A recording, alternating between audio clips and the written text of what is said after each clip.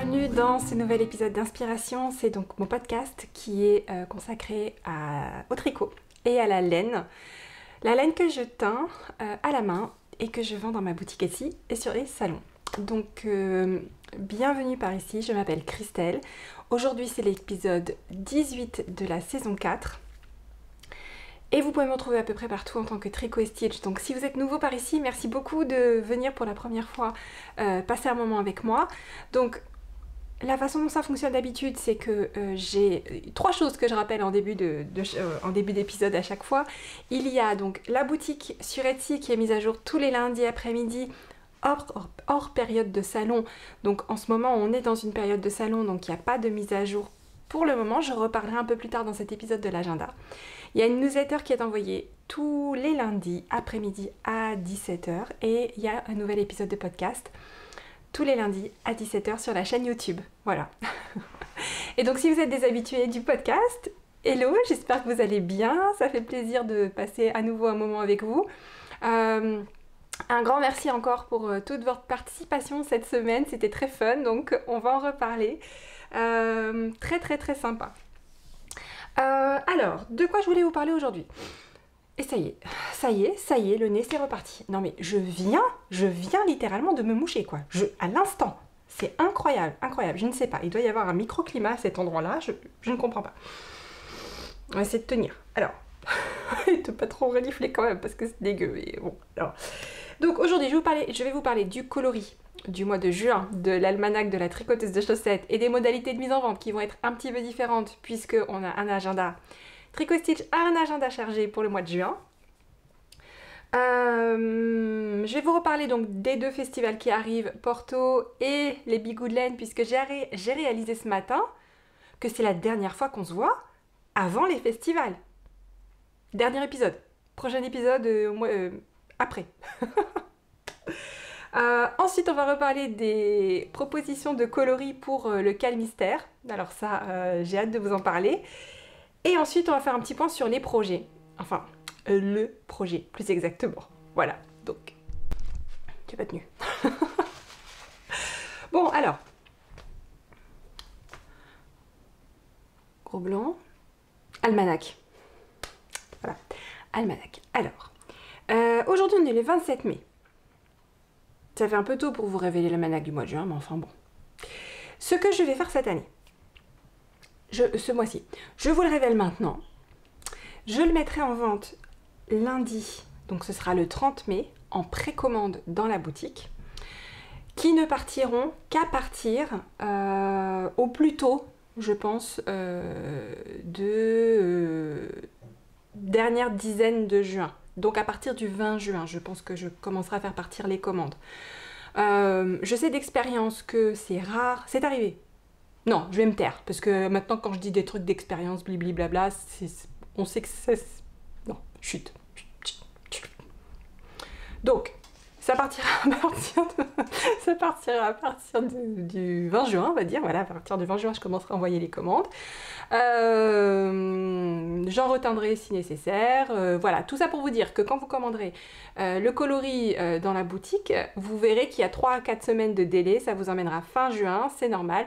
Et je commencerai à les faire partir le 20 juin. Donc, c'est le seul moyen que j'ai de vous faire profiter du coloris du mois de juin dans la boutique, en plus des deux festivals qui arrivent, puisque j'en ai une quantité. Voilà, pour être sûr qu'il y en ait sur plein de bases différentes. Voilà, donc bon, je vais arrêter de tourner autour du pot, je vais vous le montrer, d'accord? Alors déjà, je vais vous montrer l'inspiration. Ça fait un moment que, pour le mois de juin, je pense au feu de la Saint-Jean. Voilà, alors pourquoi le feu de la Saint-Jean? Parce que c'est une tradition qui avait, je pense, je savais pas que c'était une tradition qui n'était pas que du côté d'Évreux. C'est dans plein de pays, c'est un truc, voilà, je pensais que c'était païen, mais non, a priori, les grands feux de la Saint-Jean qui sont organisés aussi à l'église, enfin bon, c'est pas du tout, c'est pas que païen. En même temps, Saint-Jean, j'aurais peut-être dû percuter.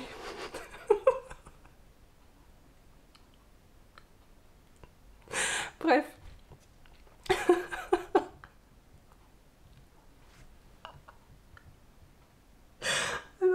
moi j'ai... Bref. J'ai souvenir quand j'étais petite qu'il y avait vraiment des feux gigantesques qui étaient allumés, genre dans les années 80, fin des années 80, où il y avait vraiment pas trop de soucis au sujet de la sécurité des gens en fait, parce que n'importe qui aurait pu tomber dedans. Et c'était vachement bien. J'en garde un très bon souvenir. J'ai pas trouvé trop de photos de ces trucs parce que, à mon avis, les gens essaient peut-être d'oublier. Aujourd'hui, en 2022, ils doivent se dire « Oh mon Dieu, on a fait ça !» C'est un peu l'équivalent de fumer dans la voiture avec les gosses ou des trucs comme ça, quoi. Donc ils faisaient des gigantesques trucs, ils empalaient des palettes de bois à hauteur d'homme.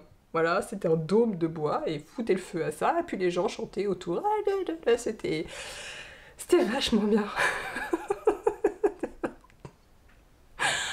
Bref, ça fait un moment qu'au mois de juin, ça me travaille, cette histoire de feu de la Saint-Jean. Alors, j'ai juste fait une petite voilà, et je suis passée de feu de la Saint-Jean à feu.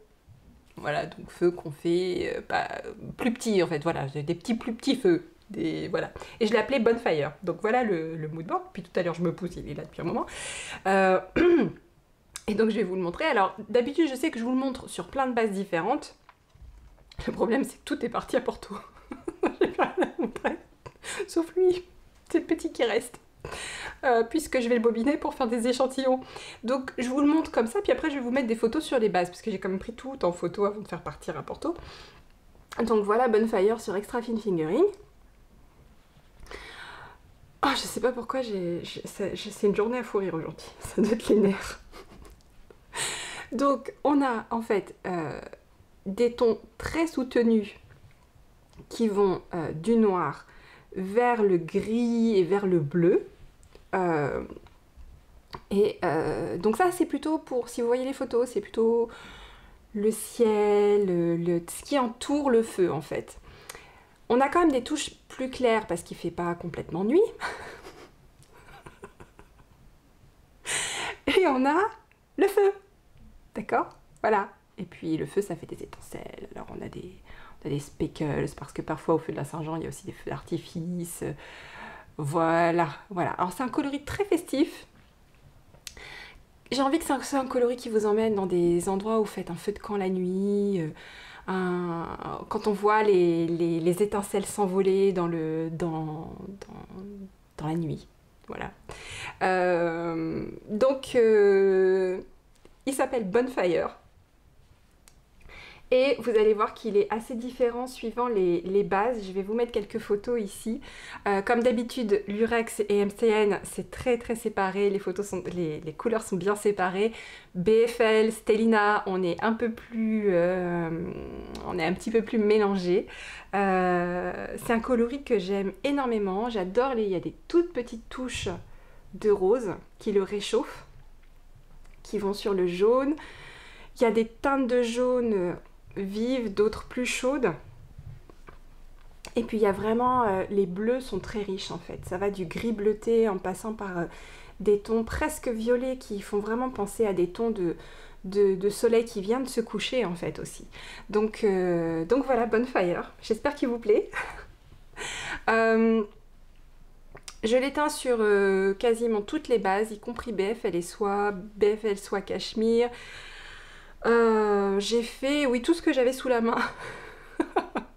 même du Mohair Soie, j'en ai fait. Enfin, je crois que j'ai pas fait de DK. J'ai fait moins de DK. Là, je parle des salons en fait. Je n'ai pas choisi le patron du mois.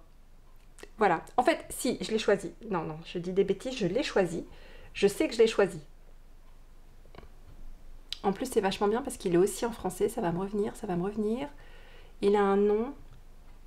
Je sais plus. Je vous mets une photo. Hein, c'est plus simple. Ce qui est génial, c'est qu'il est déjà en français. Il est déjà en anglais. J'avais oublié que je l'avais choisi. Et ce que j'adore, c'est qu'il a encore un talon. Encore un truc que moi, j'avais jamais fait. D'accord?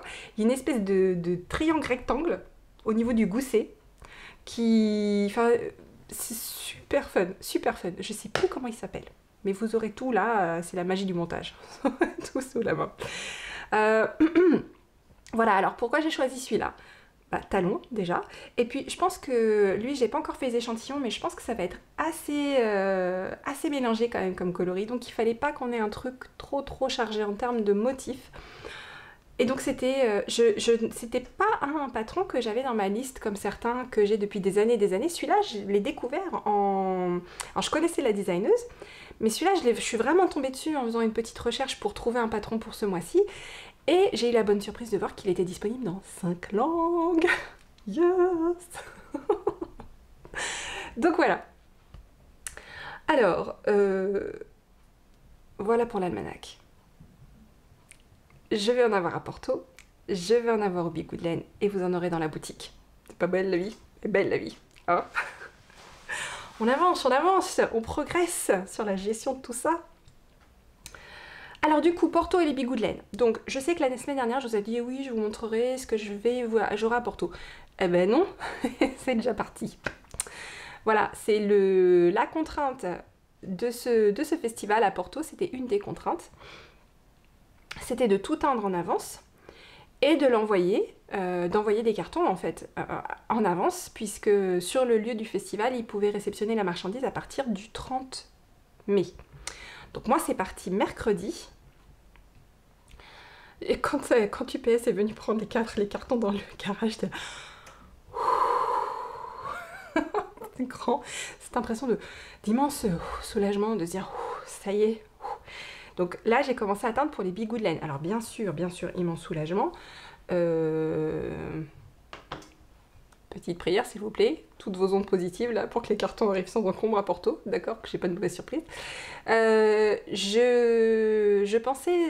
voulais ne pas prendre trop de choses.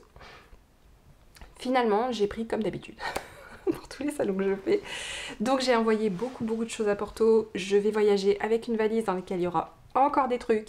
Donc je vais vraiment avoir beaucoup de choses à Porto, y compris un peu des maboles. Alors j'ai pas pris tout ce qui était très volumineux, tout ça j'ai pas pris, j'ai pris surtout des sacs, des pochettes, des petits trucs. Mais quand même, je pense que j'aurai vachement de trucs. Pour un stand de 1m60 et une table d'1m20. Oh. Donc voilà, je pense très sincèrement que je ne vendrai pas tout, puisque déjà de base j'aurais pas la place où tout mettre, donc voilà. Puis comme les gens me connaissent pas, voilà, j'y vais vraiment pour me faire connaître et tout, donc je vais revenir avec, il y a de grandes chances que je revienne chargée, voilà. Mais encore une fois, je vais arrêter de faire Madame Irma, je n'en sais rien, on verra, peut-être j'aurai une bonne surprise, voilà. Donc, et puis alors les Bigouden, ça y est, j'ai commencé à teindre. J'ai plein de trucs qui sont en train de sécher, là, je bobine tous les jours, tout. Alors, je me suis amusée avec les Bigouden parce que pour Porto, j'ai essayé de faire beaucoup de choses de l'almanach en fait. Voilà, j'ai fait beaucoup de choses de l'almanach, j'ai pas créé beaucoup de choses. J'ai plutôt fait en fait un best-of tricot-stitch, je vous l'avais dit, je fais best-of tricot-stitch.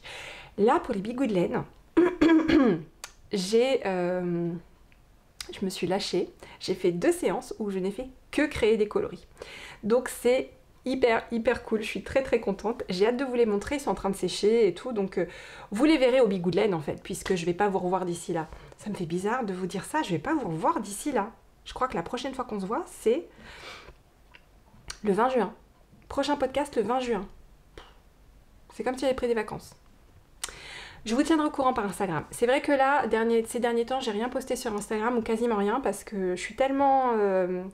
j'ai l'esprit en fait tellement accaparé par la préparation des festivals que j'arrive pas à... Voilà, je saurais même pas quoi poster. Donc j'ai un peu délaissé Instagram. Je pense qu'à partir du moment où les préparations de festival seront faites et que je serai vraiment orientée festival, je partagerai en fait mon expérience de Porto et des Bigouden avec vous sur Instagram. Donc ça veut dire aussi pas de newsletter là. Prochaine newsletter, donc vous l'avez aujourd'hui, la prochaine ce sera le 20 juin. On saute, c'est le grand écart, on a l'impression que je prends des vacances d'été avant les vacances d'été. Voilà, du coup je vous ai parlé de l'agenda au passage, c'est pas mal. Du coup, le 20 juin, ça sera, je pense, une première mise à jour post-festival. Et puis, bah, je reviendrai vers vous pour les thèmes. Hein. Pour les thèmes... Ah oui, ce que j'ai commencé à atteindre aussi, c'est des kits pour le calmystère d'Hélène Stewart. Donc, j'ai commencé j'ai fait un premier kit qui n'est pas inspiré par une photo en fait, qui est plus inspiré par mon envie autour de ce calmystère de couleurs plutôt tendres, claires, tendres, parce que je sais que souvent elle a tendance à faire des choses assez simples. Avec des petits motifs qui ressortent sur un fond de jersey. Enfin, je sais qu'en général, c'est plutôt des couleurs... j'ai un cheveu, je crois. C'est plutôt des couleurs claires et pas trop travaillées au niveau de la couleur. Donc pas beaucoup de variations de couleurs, de choses comme ça, qui fonctionnent bien en fait pour ces calmystères. Donc, dans cet esprit-là, j'ai fait toute une palette de couleurs très tendres, claire et tendre et lumineuse, qui s'harmonisent bien ensemble pour quelque chose de vraiment, vraiment doux en fait, très très doux, presque printanier en fait. Ça marche, on est encore au printemps, Christelle? On n'est pas encore en été. Donc ça marche. Voilà, donc je vous montre ça dès que possible. J'essaierai de mettre plus de choses sur Instagram, bon, plus spontané, allez, comme ça, je prends des photos et je vous mets un petit peu. Donc n'hésitez pas à vous abonner à mon compte si vous souhaitez voir ce qui se passe entre maintenant et le prochain podcast. C'est vrai que comme j'échange avec vous quasiment toutes les semaines, j'éprouve pas non plus nécessairement le besoin de poster sur Instagram pour vous tenir au courant parce que j'ai l'impression de vous faire un débrief assez régulier comme de ce qui se passe et de ce que je fais. Mais là ça va être long là. Donc je vais prévoir là sur Instagram de prendre le relais pendant cette période, quitte à faire des petites vidéos, des petits trucs comme ça. Donc n'hésitez pas à regarder si vous n'êtes pas abonné, à me suivre et comme ça vous aurez les infos entre 2 épisodes de podcast. Et donc ça a été incroyable votre participation pour ce projet inspiration de calmystère là. Mais j'en reviens pas. Vous m'avez mis tellement de belles photos. Mais c'est juste, ça va être impossible de choisir, limite, j'ai envie de vous dire, je vais avoir mal de chien à choisir. Donc là, de base, j'en ai déjà vu au moins 15 que j'ai envie de choisir, donc ça va être très compliqué. Donc il va falloir que j'en choisisse une pour ce truc-là, mais je vais garder le fil ouvert. J'envisage même de peut-être le renommer une fois. Donc je peux pas vous dire qui a gagné aujourd'hui parce qu'on est le 27 mai et que ce n'est pas terminé. Je vous avais donné jusqu'au 27 mai. Donc je vais vraiment vous laisser le temps de finir de poster, même si quand vous regarderez cet épisode, ce sera fini. Mais j'aurais prévenu en fait la gagnante sur Instagram, à nouveau, je préviendrai sur Instagram. Et dans le lien newsletter, du coup, puisque je l'écrirai que lundi. Non mais génial, génial. Donc c'est officiel, vous trouverez toujours dans le groupe Ravelry un fil ouvert d'inspiration. Donc je vais le laisser ouvert tout le temps, ça n'a pas besoin d'être un truc que je réouvre. J'ai un cheveu. Relou, sérieux. Ça n'a pas besoin d'être mis à zéro, etc. Quand vous avez une photo qui vous plaît, mettez-la dans le fil et si je choisis une photo pour créer un coloris, je vous offre le coloris en question. Voilà. Petit disclaimer quand même. S'il m'arrive de créer un coloris que vous trouvez proche d'une des photos que vous avez partagées, mais que ça n'a pas été l'inspiration, c'est possible. Je vais être très honnête avec vous, il y a parfois des photos dans ce que vous avez partagé qui ressemblent beaucoup à des coloris que j'ai déjà créés, donc que du coup je ne choisirai pas, mais qui ressemblent beaucoup à des coloris existants. Donc ça peut arriver. Là j'ai encore eu le cas d'une cliente qui m'a demandé de créer un coloris sur la base d'une photo. J'ai créé ce coloris là peut-être 15 jours après avoir créé le coloris du mois de juin. Bah, on dirait des jumeaux. On dirait des jumeaux parce que la photo d'inspiration, finalement les tons de la photo d'inspiration, c'était un coucher de soleil, donc c'était un crépuscule avec vraiment non, c'était pas un coucher de soleil, c'était un crépuscule sur une ville dont la lumière se reflétait sur un fleuve, et on était vraiment dans des tons bleu noir et jaune. Donc forcément, voilà, ça ressemblait beaucoup à ça. C'était différent parce qu'il y avait moins de bleu, moins de bleu franc, mais ça ressemblait quand même beaucoup à ce coloris. Et pourtant je m'étais pas inspirée de sa photo. Donc c'est juste un petit disclaimer, on va dire. Faites-moi confiance que si je m'inspire d'une de vos photos pour teindre un coloris, je donnerai à César ce qui est à César, je vous offre le coloris et je vous le fais savoir. Voilà. Alors, concernant les projets, il n'y en a qu'un, puisque étant donné que j'avais le cerveau très très très occupé par plein de choses, j'avais besoin de quelque chose sur lequel je puisse tricoter sans cerveau. Donc, le petit bout de tricot que je vous ai montré la semaine dernière, il a pas mal augmenté.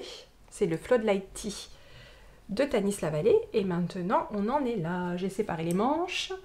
Je suis en train de tricoter le corps. Et c'est parfait parce que c'est du jersey à n'en plus finir, le corps. C'est du jersey, du jersey, du jersey. Il n'y a pas de diminution, il n'y a rien du tout. C'est vraiment une forme de t-shirt classique. Donc, normalement, j'aurais dû arrêter les rayures de mohair après avoir séparé les manches. Mais ça me plaisait pas trop parce que je trouvais que ça faisait une utilisation un petit peu dommage de la laine. C'est-à-dire qu'il aurait fallu que j'ai encore un tout petit peu de celle-ci en plus d'un écheveau plein. Et par contre, j'utilisais genre un quart de celle-là. Donc moi, j'aime pas ça. On achète un kit. Déjà, ça fait des kits un peu bâtards. Il faut prendre 2 écheveaux de ça alors qu'on en a besoin de pas beaucoup plus qu'un. Un écheveau de ça alors qu'on en a besoin qu'un tout petit peu. C'est le genre de kit que j'aime pas vendre moi, perso.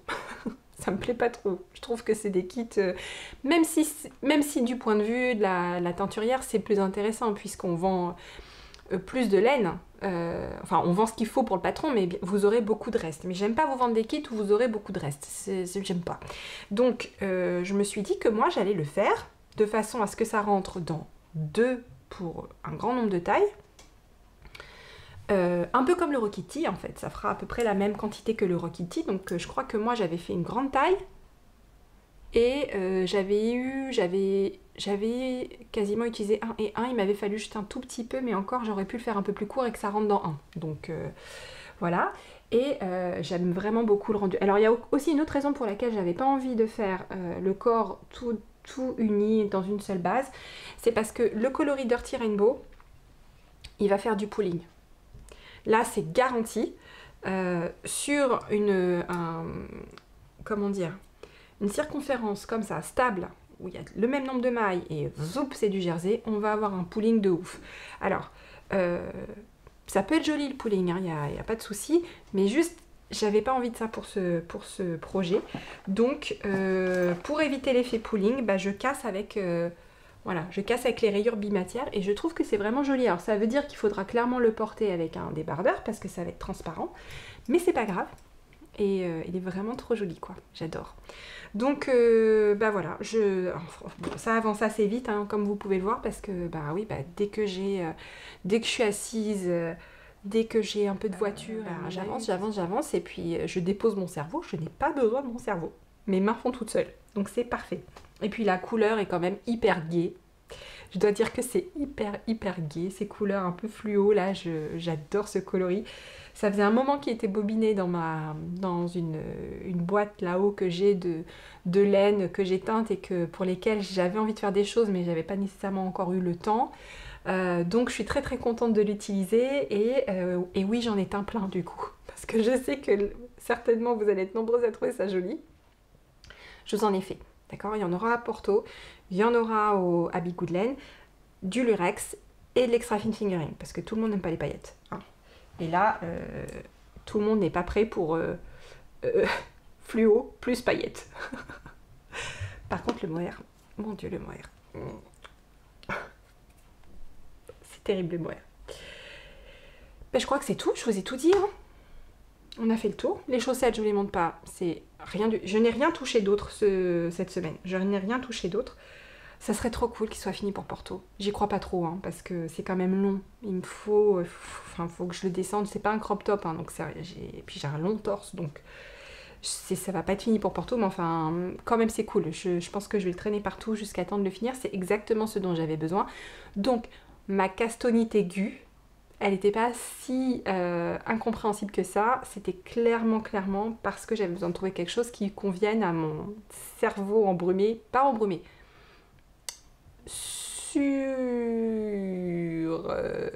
stimulé en ce moment. Voilà. Bon, bah, en tout cas, je vous remercie. On se dit donc aujourd'hui... Aujourd'hui, il y a une mise à jour finalement, je dis n'importe quoi moi en début d'épisode. Il y a une mise à jour aujourd'hui puisque vous avez le coloris du mois de juin de la tricoteuse, de l'almanach de la tricoteuse de chaussettes, donc Bonfire, qui sera envoyé à partir du 20 juin. Donc vous commandez aujourd'hui, ça sera envoyé à partir du 20 juin. N'oubliez pas de me mettre les coordonnées Mondial Relais si vous préférez Mondial Relais. Voilà. Et donc je vous souhaite un très bon très bonne première moitié de mois de juin. Et nous, on se revoit du coup le 20 juin. Je vous donne rendez-vous pour le prochain épisode de podcast le 20 juin. D'accord? Et on se voit à Porto si vous y êtes et au Big Woodland à Tex si vous pouvez venir. Ciao!